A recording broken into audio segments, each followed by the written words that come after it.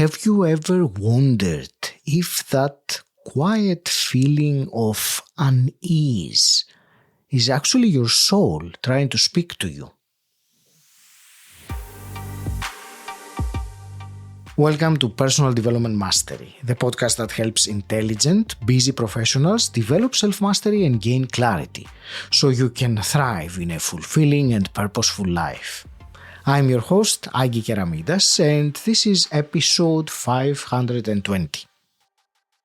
If you are looking to reconnect with your inner guidance and navigate life's challenges with more clarity, this conversation explores how listening to your soul can transform uncertainty into purpose. By listening today, you are going to discover a new understanding of how to reframe life's challenges into gifts. And also, you will gain insight into how to raise your vibration and connect with your soul's wisdom. If you are in a transition, feeling unfulfilled despite external success, or struggling to find meaning in discomfort, then this episode is for you. Before we dive in, if you resonate with the topics on the podcast and find yourself at a crossroads, I offer one-to-one mentoring and coaching. My aim is to help you make aligned, confident decisions for whatever your next chapter holds. If that speaks to you, use the link in the show notes and get in touch. Now let's get started. Today it is my real pleasure to speak with Hans Wilhelm. Hans, you are a renowned mystic, spiritual teacher, and best-selling author whose books have sold more than 40 million copies worldwide. You are the creator of Life Explained, a powerful YouTube series where you visually illustrate complex spiritual laws in simple ways. You are passionate about making deep spiritual truths and universal laws accessible to everyone, helping people understand their soul's journey. Hans, I'm delighted to have you with me today. Thank you for inviting me, Agi. I'm really thrilled. I'm happy to meet you, and let's see where this hour conversation will take us. Indeed. And even though the main focus that I have beforehand would be regarding listening to our soul's messages and perhaps raising our vibration rather than doing the opposite. However, I will start with something more general or more broad in the beginning. You have spent decades, exploring, as you say, life's biggest questions: where we come from, what is our purpose, where we're going. Would you share with us one truth that has completely shifted your day-to-day experience of life? Well, one is difficult to pick, but one of us is, I think, very important, that we are eternal, that we exist forever, that we are not of this world, but only in this world. This is only a very short visit here of roughly 24,000 days. Our lifetime is here, from lifetime to lifetime. Reincarnation does exist. And at the end, we will all return back to our homeland, the absolute reality, where we will be back in bliss and happiness, where we also once came from. It is not for me a growth from being an ape man or Neanderthaler to slowly grow to a spiritual person. We have been this wonderful angelic being before. We have unfortunately, through selfishness, removed ourselves from that state of being or that frequency. And now we have to just return back. And for that, we are giving the school of life here on planet Earth, where we continuously encounter situations which we may want to overcome, and always with love and compassion and understanding, because that's what we have to relearn again, basically, to love. That's in a short way. I can add more, but this is No, you actually are giving me now so many things that I can pick from. But what I will ask, a question that came to me initially when you said about eternal.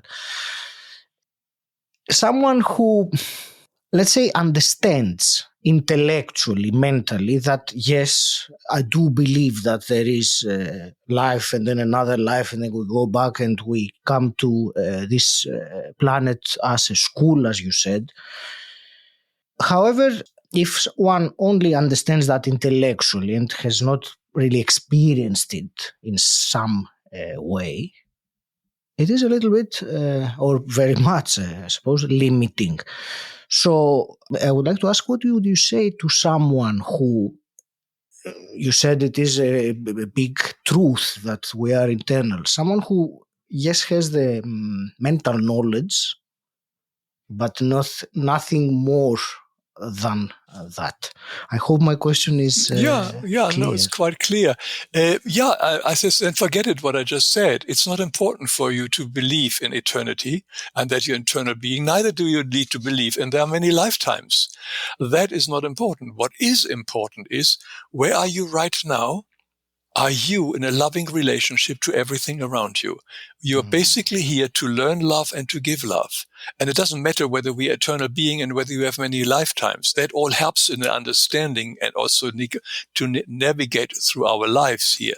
But all we are asked to, from moment to moment, in the here and now, what is the most loving way to deal with a present situation that are facing right now in this instance, like me now sitting here in front of you.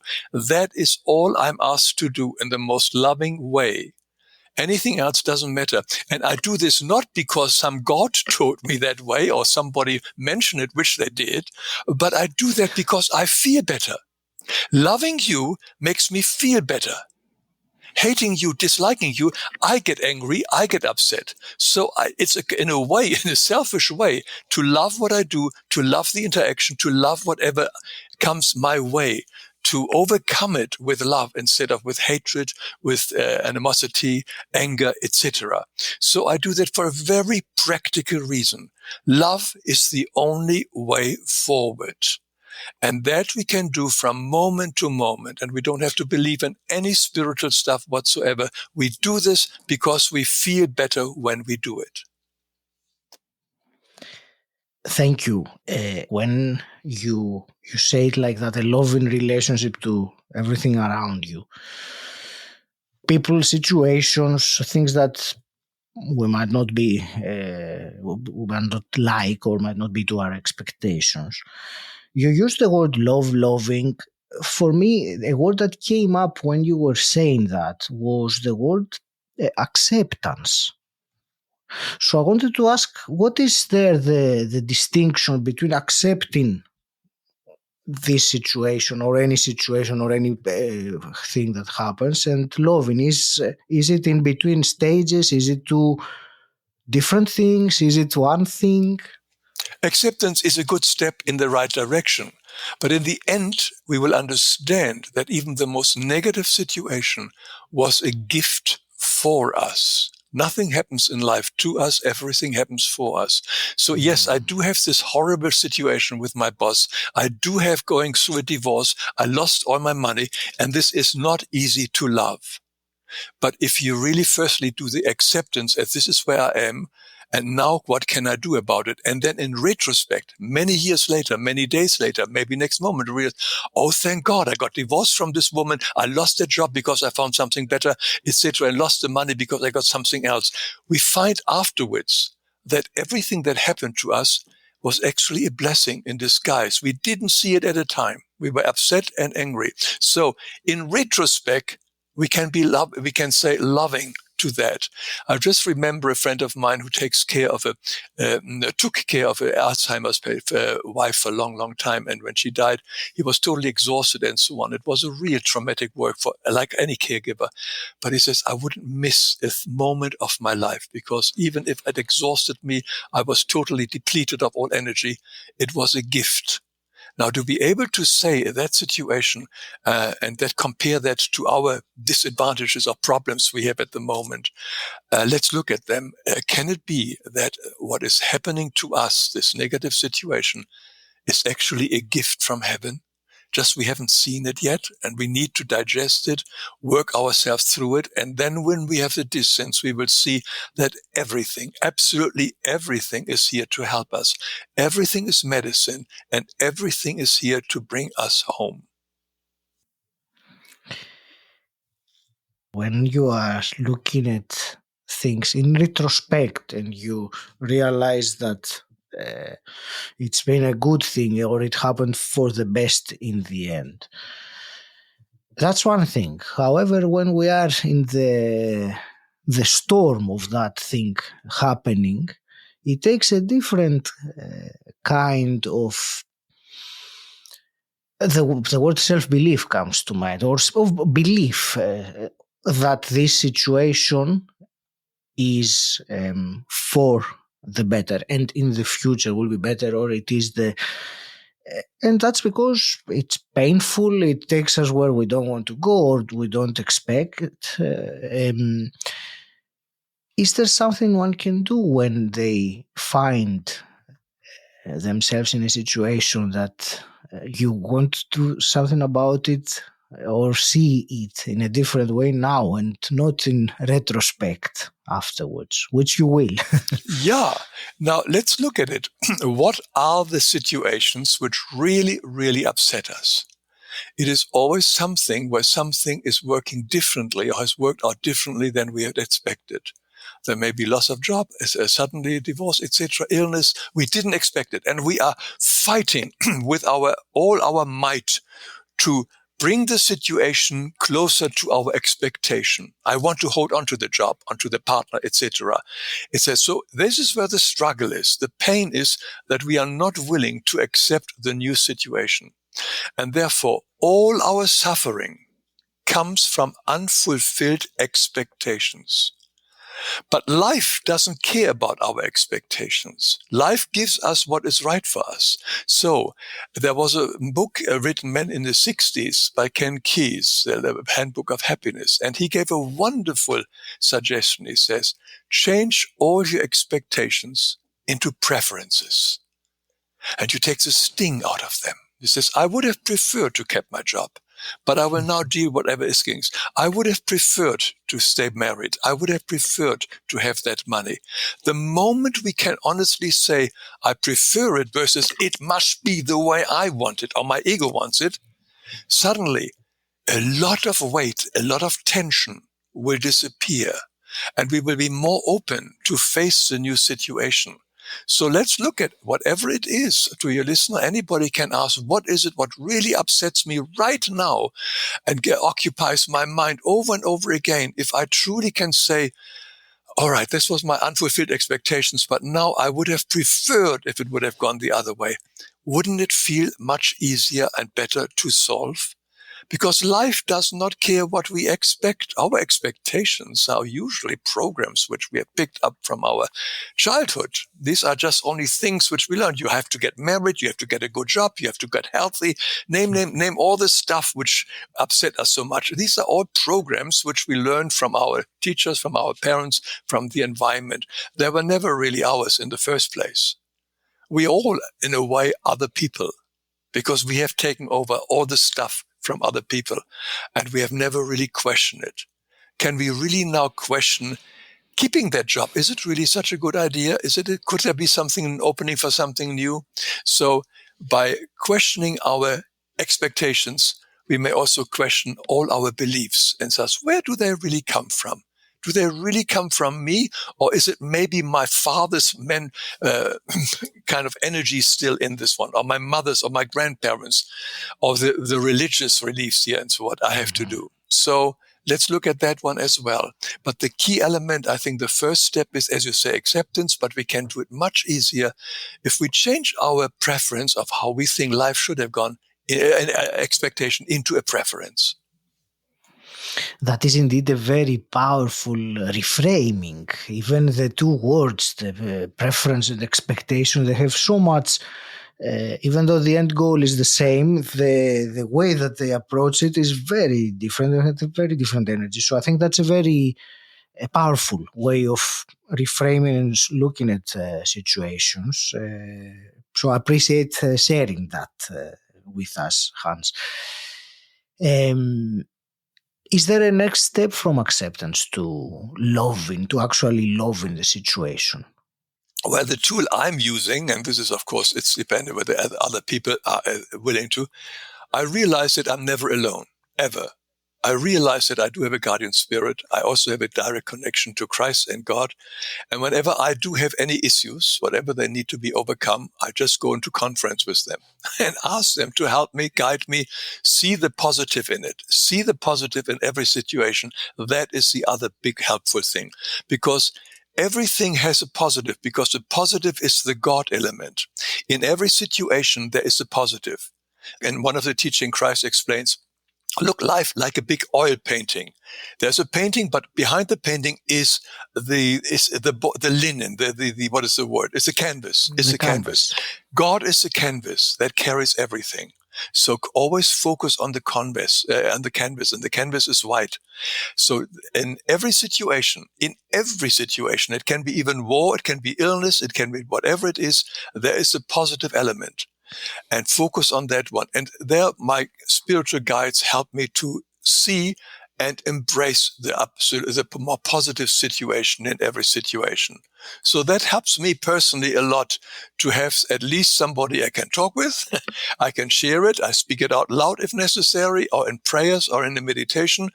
And when we work this out together after a few minutes and so on, I see that the situation isn't all that gloomy and doomy as it is, because I suddenly see it as a stepping stone and not as a stumbling stone.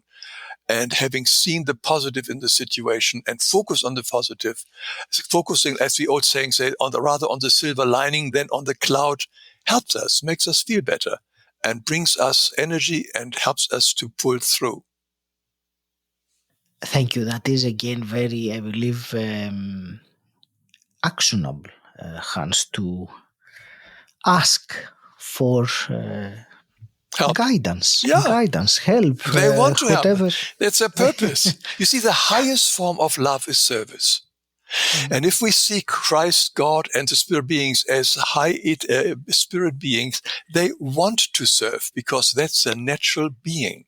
Service, the highest form of love is service. So ask them, do I want to serve me? Help me. Help me for what is good for my soul in this very instant.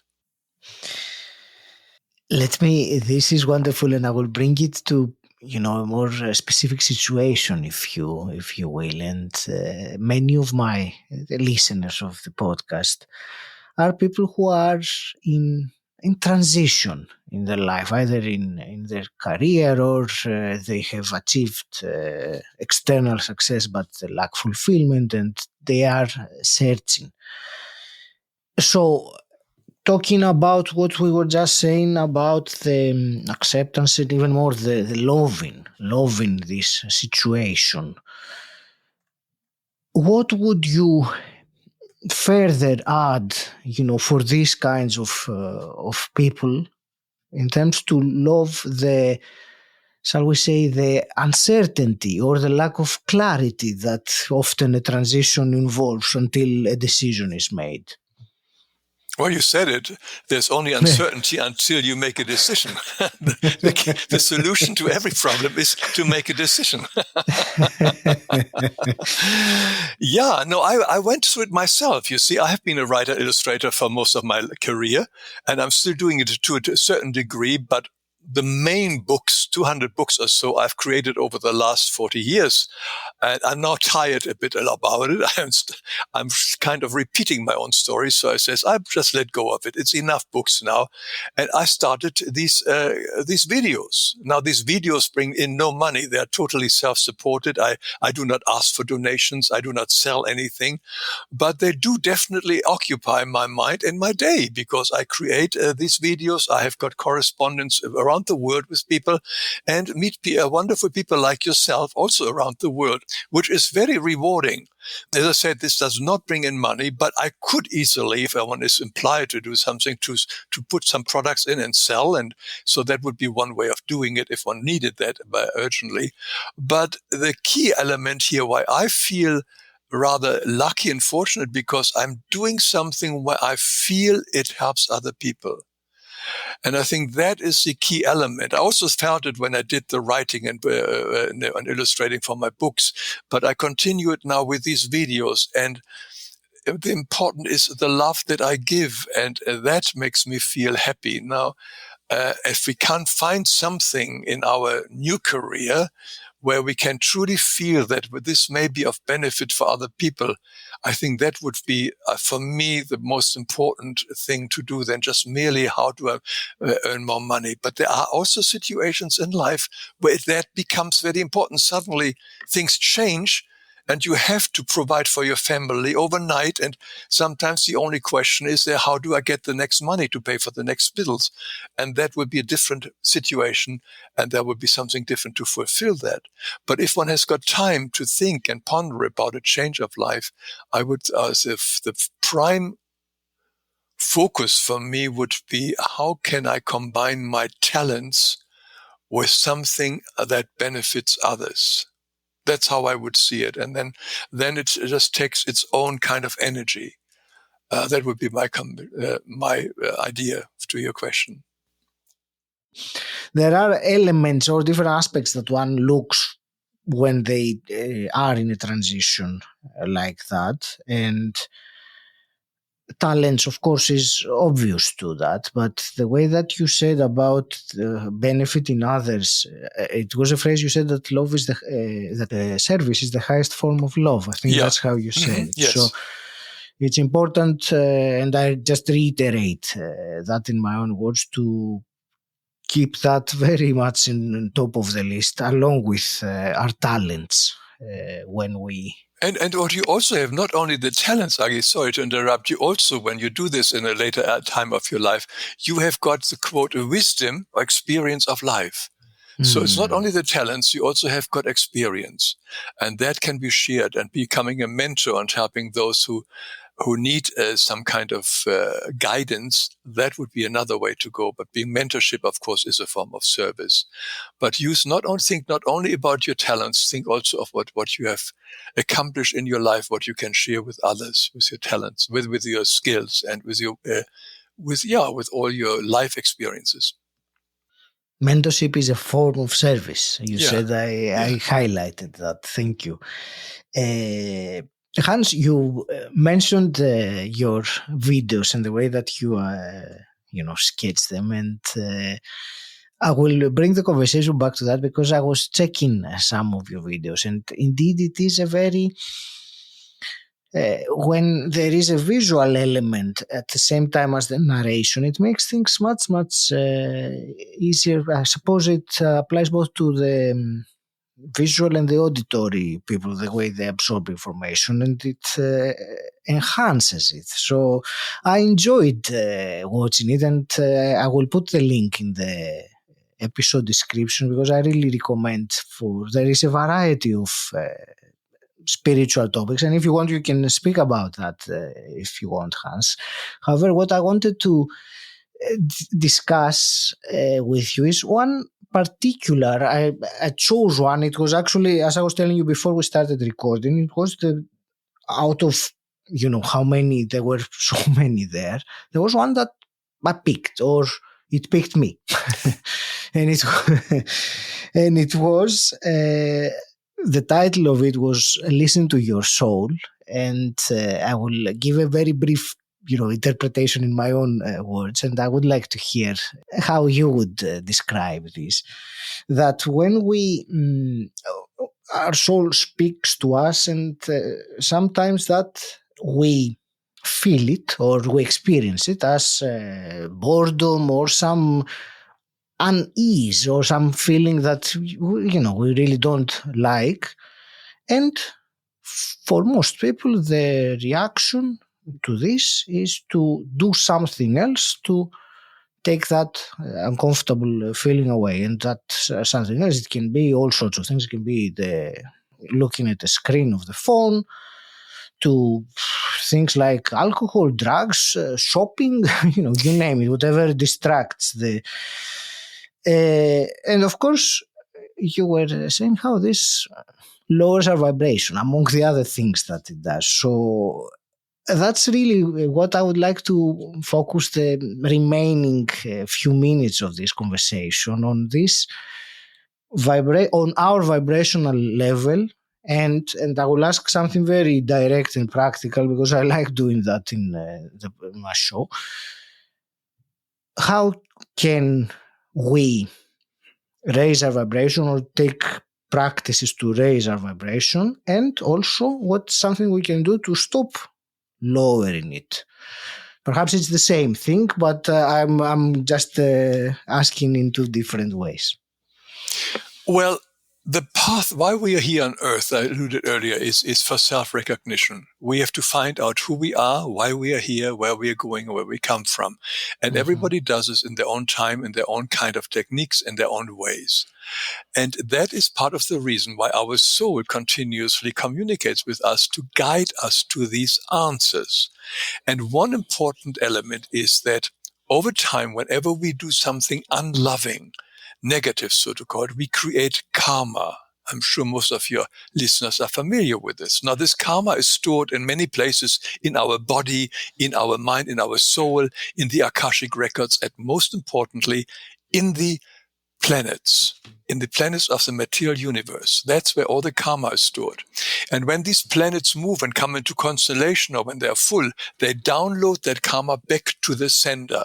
As Christ said, you're sowing and reaping. Then we are reaping our karma, which means the illness can suddenly hit us, or the blow of fate can hit us when the time is right. But before all these negative situations can come and hit us, come back to us, not as punishment, but for us to realize that only way forward is love and not hurting anybody or judging anybody, etc. Before we are having this experience coming back to us, our karma, the planets are sending very small signals to our soul and says, here, listen, you don't have to experience that karma if you stop your way now. I'm sure a typical example is somebody who is smoking and suddenly he starts coughing and so on. Now, if he takes the coughing as a symptom, as a sign, he should stop. He can prevent maybe lung cancer, but if he does not listen to the coughing, he may get lung cancer, and this applies to everything. So the uneasiness you are alluding to further that comes from our soul, why do I feel so restless, so bored, and so on, is something that the soul wants to tell us something. Best way to sit down, listen to it. Take your time, listen to it. Don't push it away, as you say, to immediately go to Netflix or booze or sex or whatever it is. Usually it's the iPhone. Now, these are important messages. I tell you, my whole career was based on the fact that I learned to listen to my soul. And I speak in great detail. Anybody who's interested in my TEDx talk on TED, my TED talk.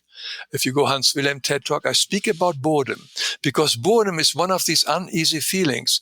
Boredom is a message from our soul to listen to something because we feel uneasy about it. We are bored, we want a distraction, but our soul has a message for us.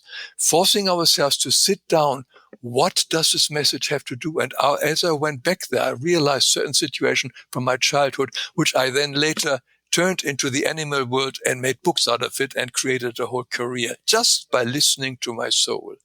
And this applies to every time we are feeling bored, we're feeling uneasy. What is that soul telling me? Because God speaks to us all the time, directly through our souls, through the people around us, through nature. And when we really stop and listen, we get so much guidance. So when you ask what is the best thing to do, is really stop and listen. Like stop and smell the roses. Yeah, just stop and listen. What is actually happening in me right now? If you can sit down and says, what could this be? What does it remind me of? What images come up? Is there anything which I fear? Why am I afraid of the situation that I may be encountering to? What is this obstacle here? Why am I not excited about it? Because fear and excitement are the same energies. It's the only one we interpret negative, the other one we interpret positive. It's another topic we can talk about. But, but there is so much given to us. So if the answer to me is, Don't run away from next time we feel uneasy, bored, or whatever it is. Sit down, see what happens. See what happens and just listen and be surprised. Trust your enormous wealth of guidance, help, and information that is in you. It's not in the outer world. It's not in Netflix. It's not on the iPhone. It's not with your neighbor or whatever. It is all in us. The entire universe, the whole heaven is in us. God says it over and over again. It's not out there. The kingdom of God is in us. And when we realize that the kingdom of God is in us, that means all of creation is in us, then maybe we pay a bit more attention when our body tells us, "Hey, listen, there's a message for you." It's like on email. There's a message here. Yeah. Thank you. Yes, let's indeed pay more attention inside rather than outside. To your uneasy feelings, yes. Yes, do not run away from it. So thank you for that. Hans, before we start wrapping up this fascinating and intriguing conversation, I mentioned already your YouTube channel, the Life Explained videos, which I would recommend also for our listeners to check it out and see which video they resonate with. Is there anywhere else you would like to send the audience to, or anything else to mention?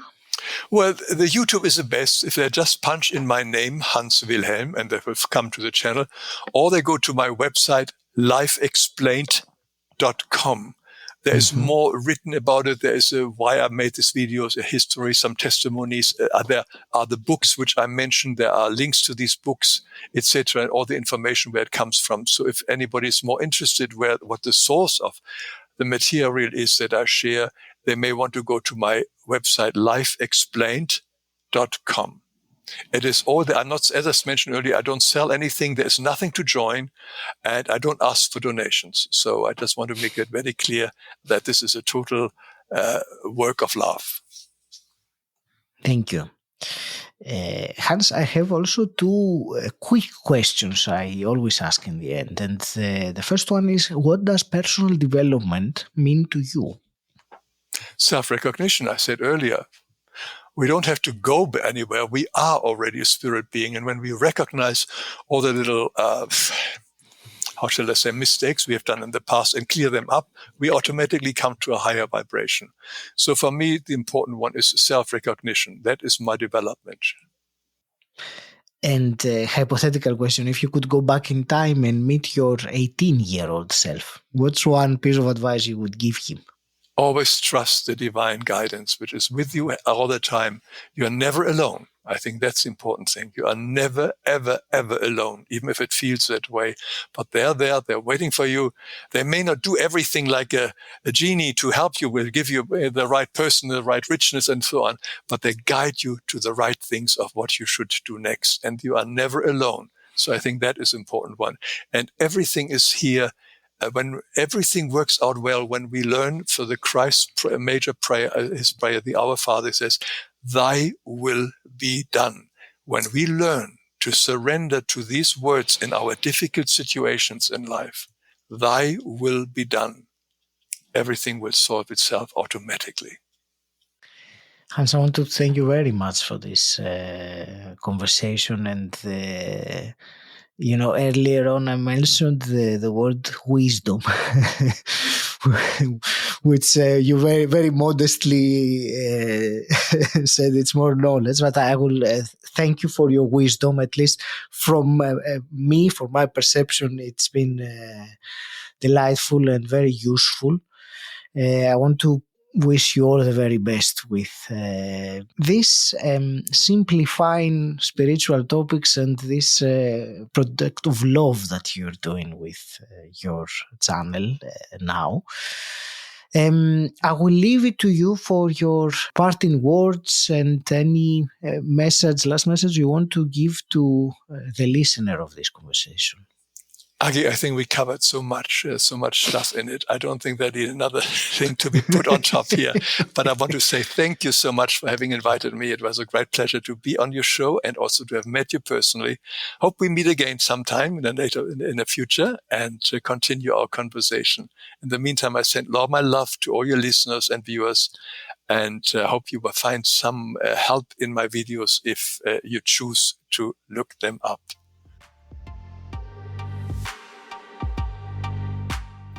Thank you for listening to this conversation with Hans Wilhelm. I hope it has given you a fresh perspective on embracing your soul's messages and using love as your guiding principle through life's ups and downs. If you found value in this episode, consider supporting the show by visiting personaldevelopmentmasterypodcast.com/support. Every bit helps to keep the conversations going and reach more listeners like you. You will also find the link in the episode description. Thank you. Until next time, keep growing and keep showing up as your authentic self. Stand out, don't fit in,